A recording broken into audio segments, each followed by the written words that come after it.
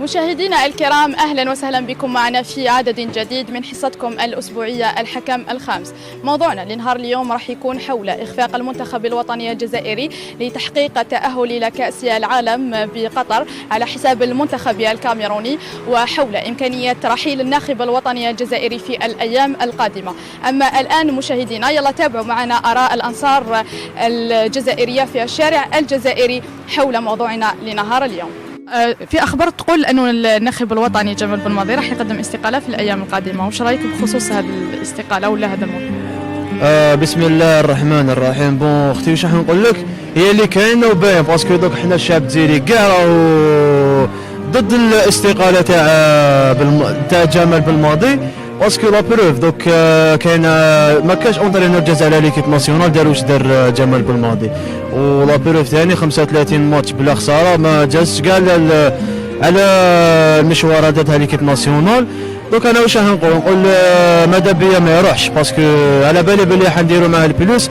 قال ما كتبتلناش في الكوب دي موند كاش تبعينك حقرونا وما عاودلناش الماتش، سينو حنا صح كنا حنربحوا نديروا حاجه بالك ما ندوش لا كوب دي موند، بصح نبانوا فيها العالم يهضر علينا اختي، فهمتي؟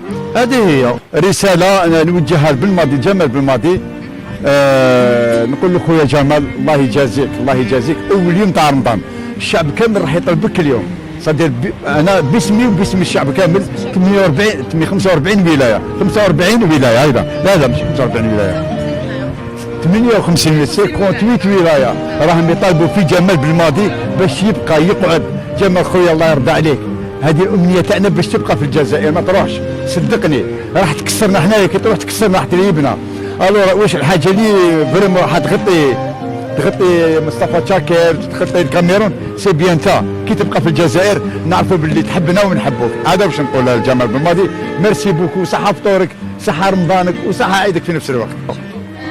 نشوفوا الرجل الانسب ما كان شرف الدين العمارة بعد ما قدم استقالته. شرف الدين عمارة رئيس الفيدراليه، والله يا اختي ملي راح راواش وبانت بلاصتو ما نقدرش نقول لك شكون يقدر يحكم هذا البالك، نقول لك اونترينور نقدر، بصح رئيس فيدراليه والله اوكان يدي يا اختي.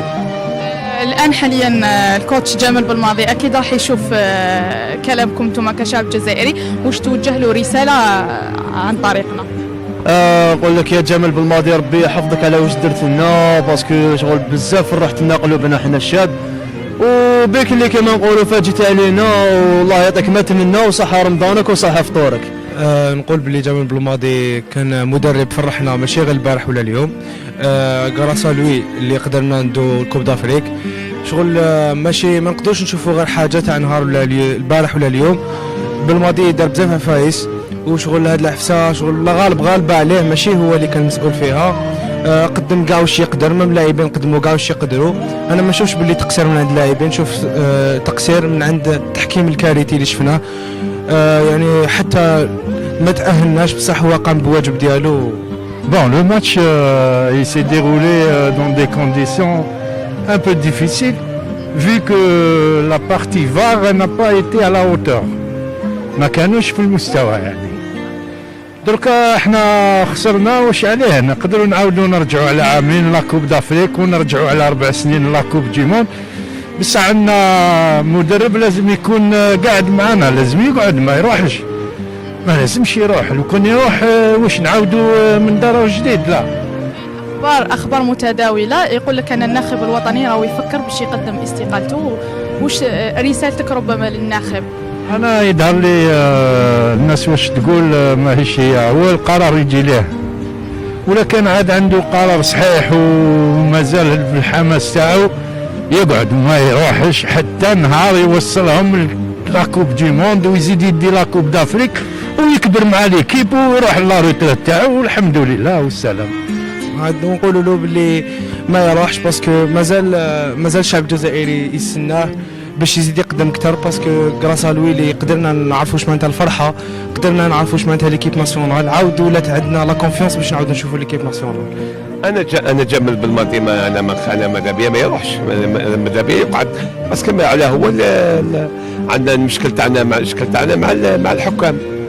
هادو لي زابيت لعبوا مليح، عطاو اللي عليهم، اللي عليهم. انا بالماضي ماذا بيا يقعد ما يروحش. باسكو ما كانش ما نسيبوش واحد كيما بالماضي. انا ماذا بيا يولي الولاوه. علاش الولاوه؟ باسكو الولاوه يخبط في الطابله، الولاوه يعرف القوانين، يعرف كلش. هذا ما كان والو، هذايا ما كان والو.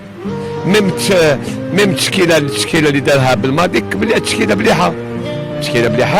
انا عجبني التشكيله تاع شنو الحاكم كان ضدنا الحاكم. حنا من وجهنا رساله ان بدا يجيبوا لنا بالماضي يقعد يولي الولاوه.